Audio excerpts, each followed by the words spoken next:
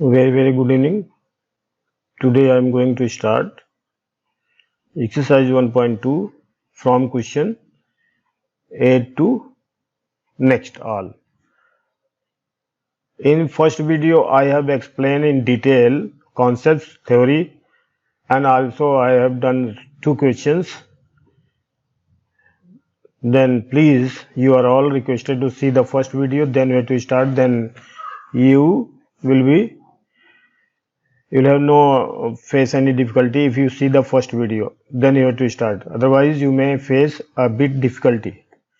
Let's proceed for the question. सबसे पहले question को समझेंगे, आराम से करेंगे, ठीक है, और अच्छी तरह से. देखिए यहां पर लिखा है let A and B be sets, 2 sets, so that f a cross b function जो है वो a क्रॉस b से b क्रॉस a में है, such that f a b equal to b a. यानी कि जो भी वैल्यू हम लेते हैं डोमेन के रूप में, ऑर्डर्ड पेयर के रूप में, उसकी जो इमेज है वो ऑर्डर्ड पेयर का ऑर्डर चेंज हो जाता है. तो ये जो a cross b b cross a है, असल में फंक्शन हमने अभी तक ये क्या पढ़ा था. देखिए हम लोगों ने फंक्शन ऐसे पढ़ा था अभी तक, f function a to b, तो जिसमें इसका जो एलिमेंट्स पहले वाले का हम लेते थे 1 एलिमेंट लेते थे, इसका भी 1 लेते थे, लेकिन यहां पर अब ऐसा नहीं है. यहां पर अब ये जो फंक्शन है ये a क्रॉस b से किस में है, बी क्रॉस ए. अब इसको थोड़ा सा समझते हैं क्या मतलब है इसका. जैसे मान लिया हमने ए एक सेट है जिसमें 2 एलिमेंट्स x और y है, बी कोई सेट है, इसमें जो एलिमेंट्स है वो x और y की जगह हमने क्या ले लिया, ए बी ले लिया. ठीक. अब इसका ऑर्डर्ड पेयर अगर हम देखें, देखो इसका ordered pair A cross B निकालें अगर हम, तो क्या आएगा, ये एक्स ए और x B y A and y B. ये क्रॉस प्रोडक्ट है, ये है ना, क्रॉस प्रोडक्ट मतलब ऑर्डर्ड पेयर इसका बनाते हैं. देखिए एक्स का ए और बी के साथ एक्स ए एक्स बी, ए ऑर्डर्ड पेयर है. वाई का भी ए और बी के साथ हमने बनाया. अब बी क्रॉस ए देखिए क्या होगा, बी क्रॉस ए मीन्स हम बी वाले को पहले लेंगे, ए का एक्स और वाई के साथ ऑर्डर पेयर बनाएंगे, ए एक्स और ए वाई. इसी तरह से बी एक्स और बी वाई. ठीक है, तो ये ए क्रॉस बी और बी क्रॉस से हमने ऑर्डर पेयर बनाया. तो इसका मतलब क्या हुआ कि ये फंक्शन ए क्रॉस बी से बी क्रॉस ए का मतलब इस ऑर्डर पेयर का ऐसे होगा ये.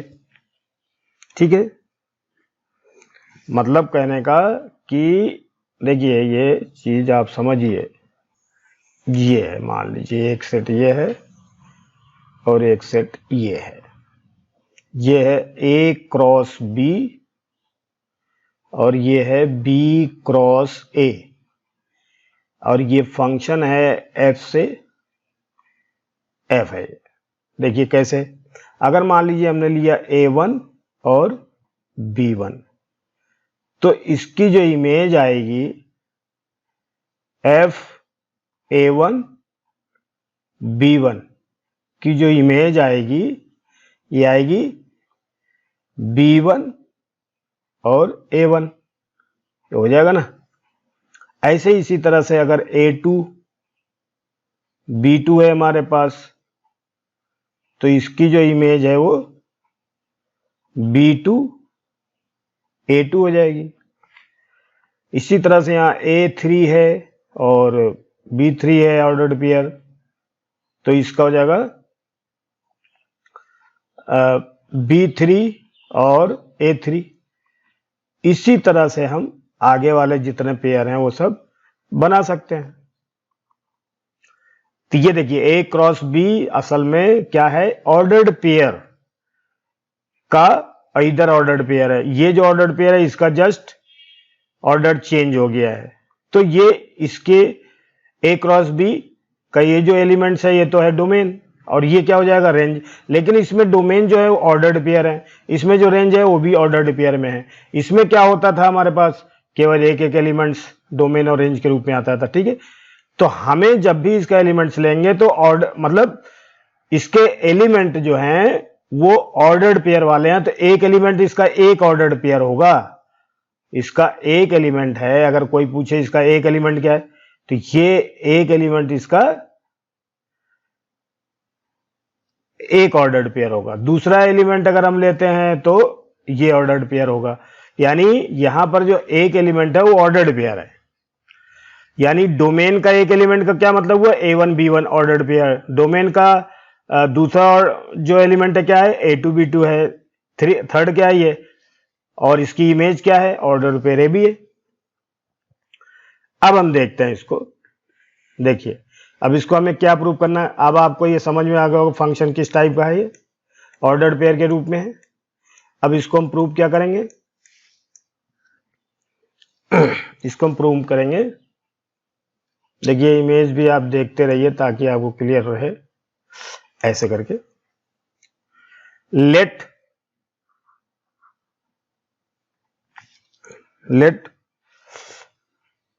हमने ले लिया x1 y1 एंड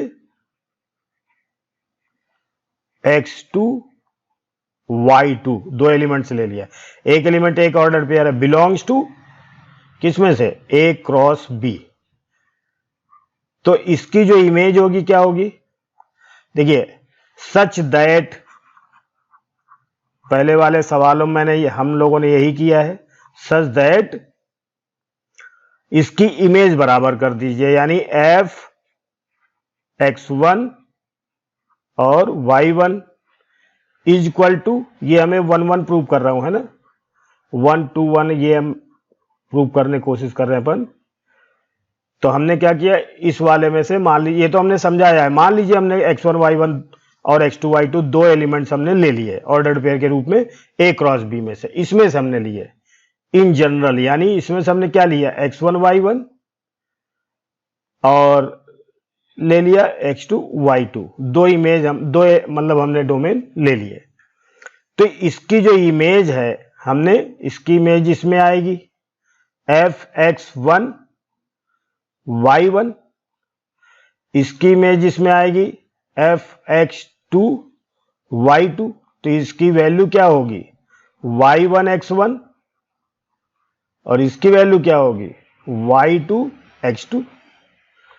तो देखिए सच दैट इसकी इमेज बराबर कर दें हम, यानी x2 और y2 कर दें बराबर। अब आप देखिए फंक्शन हमारे पास क्या है, f अगर x y है तो बराबर क्या हो जाएगा, yx हो जाएगा। यही तो दिया फंक्शन में, सवाल में देखें। देखिए ये फंक्शन में दिया ना, A cross B, f a b equal to B A. ये चीज जो है f a b, जो भी इसकी इमेज आएगी इसका ऑर्डर पेयर चेंज हो जाएगा बी ए। तो इसकी भी इमेज क्या होगी, y1 इज और x1, इसका क्या होगा y2 और x2, ये हो गए। अब आप जानते हो 11 में पढ़ा है कि अगर ऑर्डर्ड पेयर इक्वल हैं तो इनके फर्स्ट एलिमेंट, यानी ये जो फर्स्ट एलिमेंट है इसका जो फर्स्ट एलिमेंट है ये फर्स्ट एलिमेंट के बराबर होगा, और सेकंड एलिमेंट होगा सेकंड एलिमेंट के बराबर। तो यानी y1 is equal to y2 और and x1 is equal to x2। तो इसका मतलब क्या हुआ, हमने जो है अब हमारे पास ये जो वैल्यू आई है इसी को हम अब क्या लिख सकते हैं, तो x1, ठीक है, तो y1 x1 है, ये y2 x2 है, ठीक है, तो y1 x1 हो गया, y1 बराबर y2। तो इसको हम क्या लिख सकते हैं, x1 यानी x1 बराबर क्या है, x2 है, तो यानी ये जो है x1 बराबर x2, x1 बराबर x2 हम ऐसे लिख सकते हैं, और y1 बराबर y2 लिख सकते हैं। तो इसका मतलब क्या हुआ कि हमारे पास क्या आ गया, x1 y1 बराबर x2 y2। अभी तक हमने क्या पढ़ा था, fx बराबर fy हो जाए, है ना, fx1 बराबर fx2 अगर हो जाए और इसका रिजल्ट क्या आ जाए, x1 इक्वल टू x2, तो ये 1 1 हो जाता था। तो ये भी अब देखिए हमने शुरू कहां से किया था, fx1 y1 fx2 y2, तो ये हमने शुरू किया था, तो ये वैल्यू बराबर कर दी हमने। इस तरह से हम लिख सकते हैं इसको हम इस तरह से लिख सकते हैं, ठीक है ना। तो ऐसे लिख दिया हमने, हम इसके ऑर्डर को ऐसे लिख सकते हैं, ठीक है। तो ये क्या बन गया, सो फंक्शन क्या है, इज 1 1, ये फंक्शन 1 1 हो गया, ठीक है। अब आप देखिए इसमें एक चीज लिखनी है ऑन टू के लिए, फॉर ऑन टू के लिए हमें क्या लिखना है, every element, every image,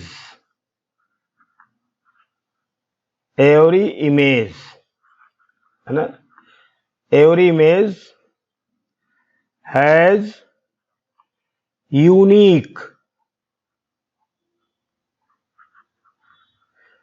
pre image,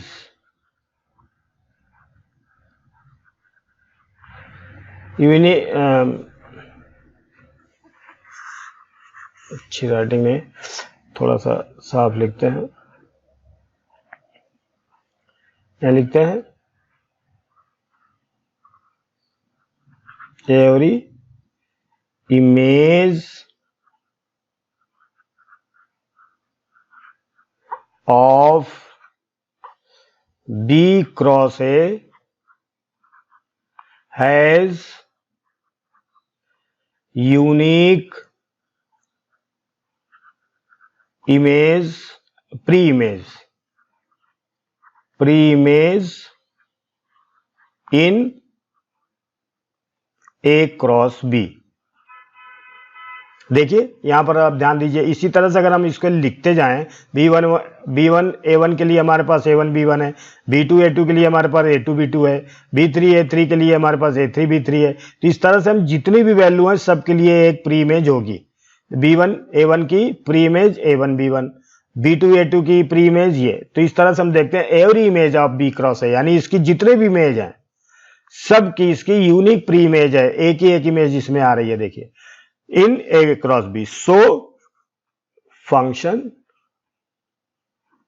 is on to,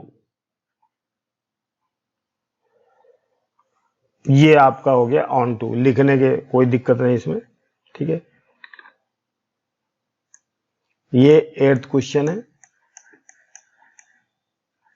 9th question देखें, जो सवाल कठिन होते हैं उनको हमें इस तरह से नहीं सोचना है कि बहुत कठिन लग रहा है, ऐसा कुछ भी नहीं है। अब आप देखिए ये फंक्शन जो है ये भी हमें देखने में, ये आईआईटी में आया हुआ क्वेश्चन है ना, लेकिन ये बहुत सरल क्वेश्चन है। ध्यान दीजिए, इसको मैं फिक्स से लिख देता हूं, एफ क्या है, natural number two natural number है, ठीक है।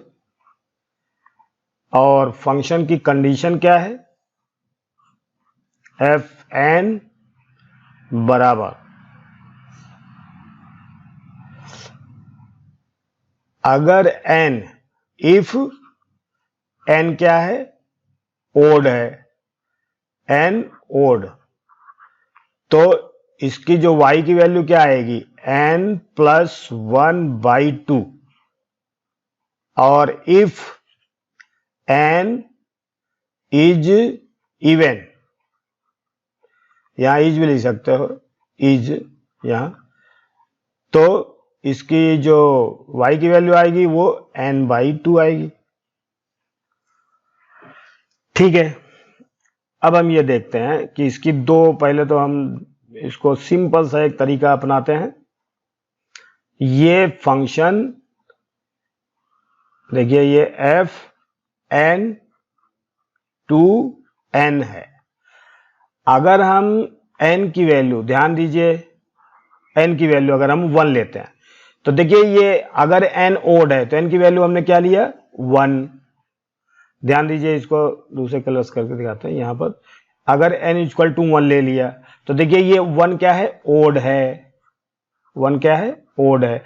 तो ओड के लिए फंक्शन कौन, अगर n ओड है तो इसमें हम वैल्यू रखेंगे n की, तो n की हम क्या लिखेंगे, 1 प्लस 1, यानी 1 प्लस 1/2, 1 रखने पर 1 प्लस 1/2 अर्थात 1 आ गया।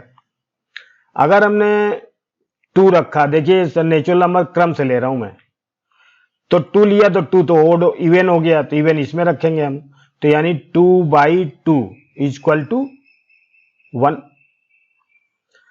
3 लिया हमने तो 3 ओड है, तो 3 प्लस 1/2 इक्वल टू 2। और अगर हमने 4 लिया तो क्या आएगा, 4/2, क्योंकि यहाँ 4 इवन है तो इसमें रखेंगे n की जगह पर, तो ये भी 2 आएगा। और n इक्वल टू 5 रखा हमने, तो ये क्या होगा, 5 प्लस 1, यानी 5 प्लस 1/2 अर्थात 3 आया। 6 रखा तो 6 इवन है तो इसमें रखेंगे, तो 6/2 यानी ये 3 आएगा। अब आप देखिए, 1 प्री इमेज की, देखिए ध्यान से समझिए, 1 की इमेज जो है 1 है, और 2 की इमेज भी 1 ही है। देखिए ये चीज 2 बार हमने लिखा है, तो ये तो एक ही है ना, तो ये 2 की इमेज यही तो आएगी, ये हमने 2 बार लिख दिया। ठीक है, 3 की इमेज 2 है, लेकिन 4 की इमेज भी तो 2 ही है, इसको हमने 2 बार लिखा है, इससे कोई मतलब नहीं है। 5 की इमेज 3 है, तो 6 की इमेज भी 3 है, यानी कि ये 2 प्री इमेज की एक इमेज बन रही है। Every 2 pre images has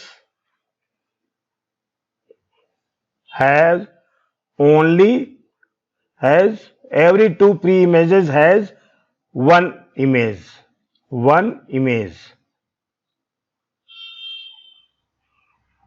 So f यानी function is not 1 to 1। ये ऑन क्या हो गया, ये मैनी 1 हो गया, मैनी 1। क्लियर है। देखिए ये चीज हमें 1 ही 1 आएगा तो हमें 2 की वैल्यू भी यही लिख देते, लेकिन हमने अलग अलग करके दिखाया, लेकिन ये 1 एक ही बार लिखेंगे हम।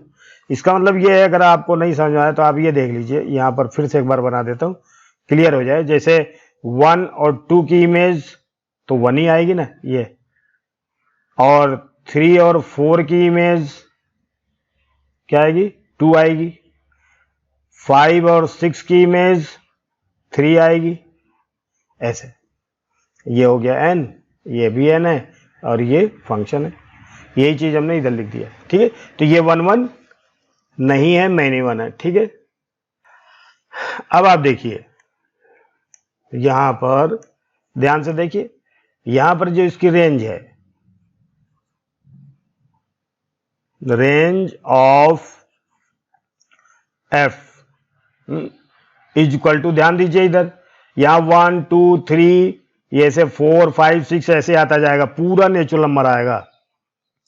1 2 3 देखिए ये इमेज 4 5 ऐसे आता जाएगा, तो यानी ये किसके बराबर है, नेचुरल नंबर के। और हमारा जो कोडोमेन दिया था, कोडोमेन दिया था वो क्या था, ओबीएन था। तो range of f is equal to codomain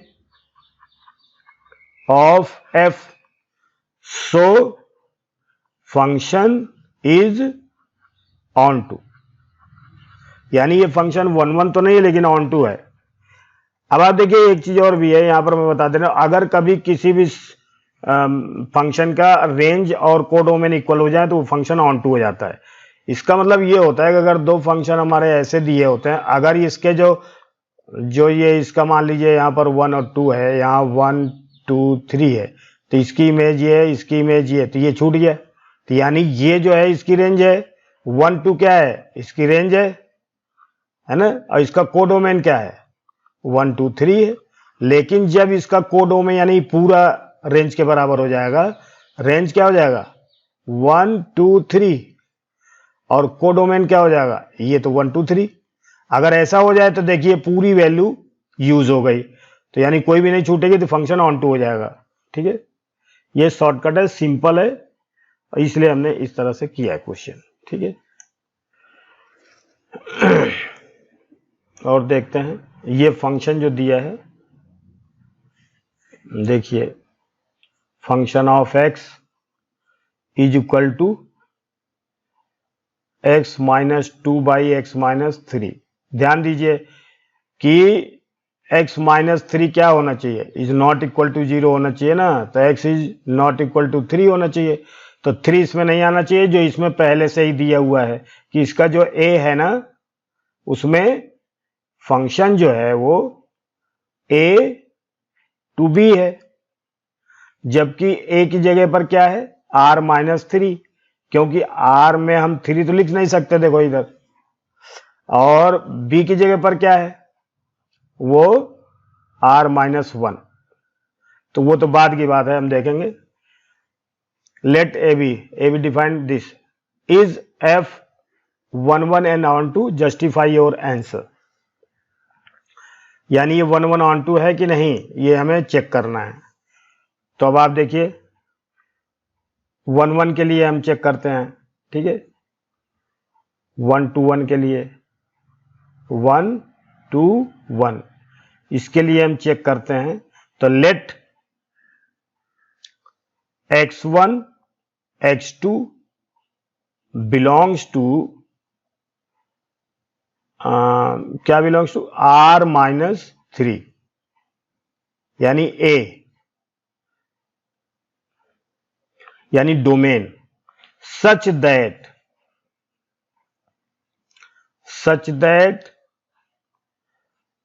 fx1 is equal to fx2।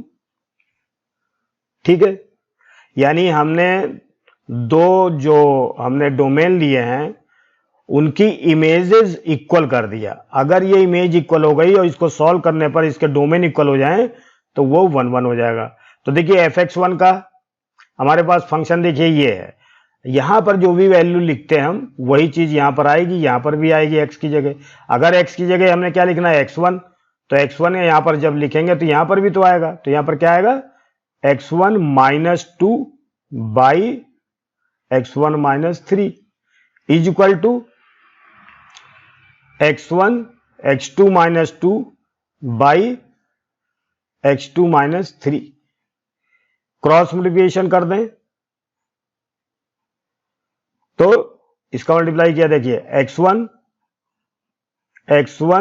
का x2 में माइनस x1 का 3 में, तो 3x1, फिर माइनस 2 का माइनस 2x2 प्लस 6, इधर भी अब इसका multiply x1 x2 minus 2x1, फिर माइनस 3 का माइनस 3x2 +6, तो देखिए ये दोनों तरफ कट जाएगा, 6 से 6 भी कट जाएगा, है ना। अब ये -3x1 -2x1 इधर लाओ, तो -3x1 + 2x1 is equal to -3x2 और प्लस ये 2x2 इधर ले आए, तो ये हो जाएगा -x1 is equal to -x2। तो ये x1 is equal to x2 हमने दोनों तरफ माइनस से मल्टीप्लाई कर दिया। सो फंक्शन इज 1 to 1, ये हो गया 1 to 1। ठीक है, अब हमें ये देखना है कि ये ऑन टू है कि नहीं। ठीक है, अब देखिए इसका जो डोमेन है, अगर हम चाहें तो इसको दूसरी तरीके से भी कर सकते हैं। चलो मैं इसको दूसरे तरीके से करके दिखाता हूं। इसका डोमेन भी निकाल सकते हैं। चलो इसका डोमेन निकाल लेते हैं। तो फंक्शन हमारे पास क्या है, let y belongs to b, यानी कि क्या b, r-1 है। ठीक है, such that y is equal to function of x। अब y is equal to function of x हमारे पास क्या है, x1 x हमारे पास क्या है, x - 2 x - 3, x - 2 by x - 3। अब इसको देखो, ये जो फंक्शन y बराबर लिखा है इसको हम ऐसे भी लिख सकते थे, है ना। ये y को x की टर्म में लिखा है, अब हमें इस तरह से करना है कि इसको x को y की टर्म में लिखना हो। ठीक है, तो हमें अब क्रॉस मल्टीप्लिकेशन करके बाई 1 करके लिखना है, xy - 3y is equal to x - 2। तो xy - x is equal to -2 + 3y, तो y - 1 इज इक्वल टू इसमें 3y - 2। तो x इज इक्वल टू क्या हो गया, 3y - 2 बाई y - 1। अब y - 1 is should not be equal to 0, क्योंकि undefined हो जाएगा। तो y is not equal to 1, जो पहले से ही गिवन में है कि y इक्वल 1 के नहीं है। तब आप देखिए ये फंक्शन ऑफ y हो गया। अब आप ये देखिए y की वैल्यू, देखिए ऊपर हमारे पास पॉलिनोमियल फंक्शन ऑफ y का है, नीचे भी y का है, और हमारे डोमेन में y की वैल्यू 1 तो है ही नहीं। तो ये for all y belongs to b there exist ऐसे भी लिख सकते हैं, है ना, x is equal to 3y - 2 by y - 1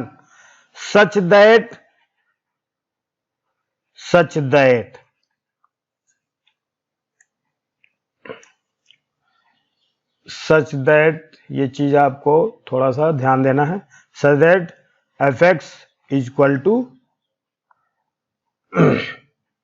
x - 2 by x - 3। अब x की जगह हमें क्या लिखना, 3y - 2, तो f 3y - 2 बाई y - 1। तो यहां पर लिखेंगे x की जगह पर 3y - 2 है by y - 1 -2 by 3y - 2 by y - 1, यहां y - 1 है, -1। अब इसको सॉल्व करो तो y आना चाहिए। सॉल्व करें, 3y - 2 -2y + 1 2 बाई 3y, ध्यान दीजिए यहाँ 3 है ना, 3y - 2 -3y और +3, तो ये हो जाएगा 3y में से y, और ये कट गया बाई 3 - 3y कट गया, और 3 में से 2 घट गया तो 1, यानी देखो y आ गया। तो such that f(x) is equal to y, so function is on to.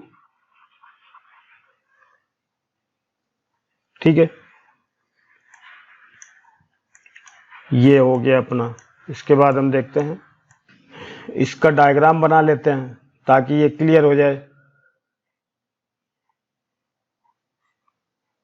जिसका डायग्राम बन जाता है उससे क्या हमें बहुत सारी चीज क्लियर हो जाती है ना। तो x डैश एक्स आपको मालूम है कि अगर किसी भी फंक्शन का कोडोमेन और रेंज बराबर हो जाए तो ऑन टू होता है। ठीक है, अब आप देखिए function f R to R ये गिवन में है, और फंक्शन है क्या अपने पास फंक्शन है f x equal to x की 4। ये भी असल में पैराबोला ही है, ऐसे है ना? ये है पैराबोला, इसका डायग्राम ये है, यानी f x equal to x की 4।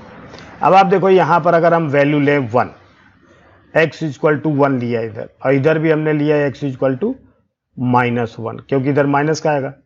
तो देखिए एक्स की वैल्यू 1 लेते ही यहां पर 1 की वैल्यू रखें तो यहां पर क्या आएगा, 1 आएगा, और यहां पर -1 की वैल्यू रखें तो -1 की वैल्यू भी एक्स की 4 होगा, तो क्या होगा, 1 ही आएगा। तो यानी क्या मतलब हुआ, 1 1 प्रूव करना है हमें, 1 1। ठीक है, ये हमें प्रूव करना है। देखिए f -1 की पावर 4 रखा तो 1 आया, और f1 लिखा तो यानी 1 की 4, ये भी 1 आया।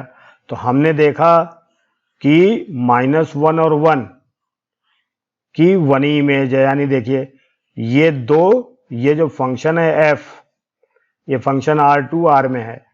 हमने देखा कि -1 और 1 की दो डोमेन की, ये तो डोमेन है, एको डोमेन है, इसकी दो प्री इमेज की एक ही इमेज है। सो f इज नॉट 1 1, मैनी 1 हो गया, मतलब ये।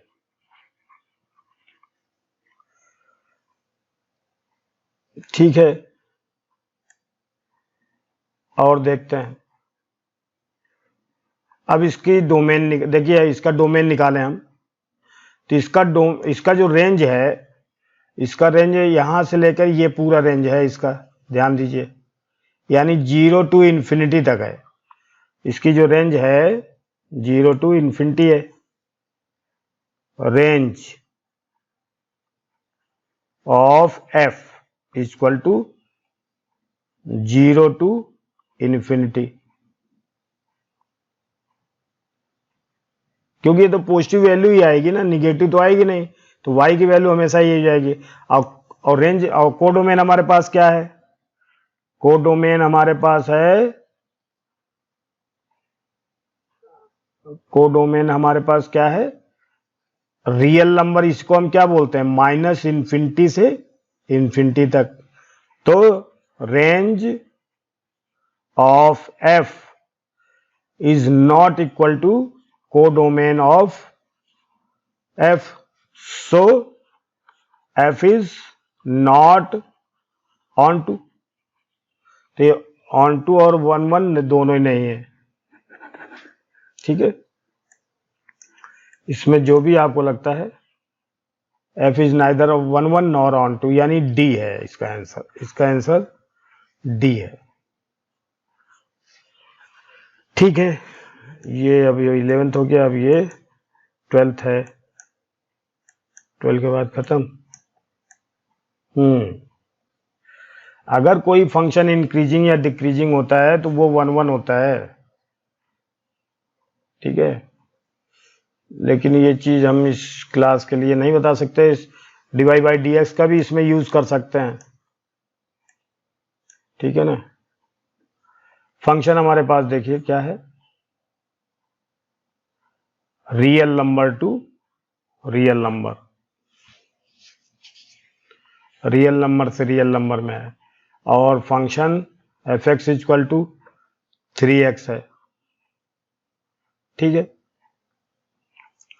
इसका भी डायग्राम बना लेते हैं। वैसे तो ये 1/(1) है, मतलब सॉरी, ये जो है फंक्शन ध्यान से देखें ऑब्जेक्टिव टाइप है, इससे मतलब नहीं है।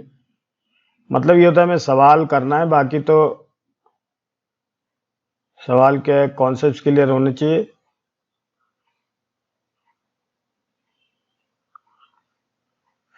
ये y equal to function of x, तो ये फंक्शन जो है ऐसे जाएगा। देखिए ये फंक्शन ऐसे जाएगा ओरिजिन से, ये फंक्शन ऐसे जाएगा। अब ये फंक्शन जो है y इक्वल टू मान लिया 3x है, तो ये 1/(1) दोनों ही है ये। अब देखिए इसको प्रूव कर सकते हैं, कैसे करते हैं। 1/(1) अगर हमें प्रूव करना है तो क्या करेंगे, late x1 x2 belongs to R। अब चूंकि दोनों एक जैसे हैं इसलिए हम इसको क्या लिखेंगे, डोमेन, ताकि हमें क्लियर रहे कि हमने डोमेन से लिया है। Such that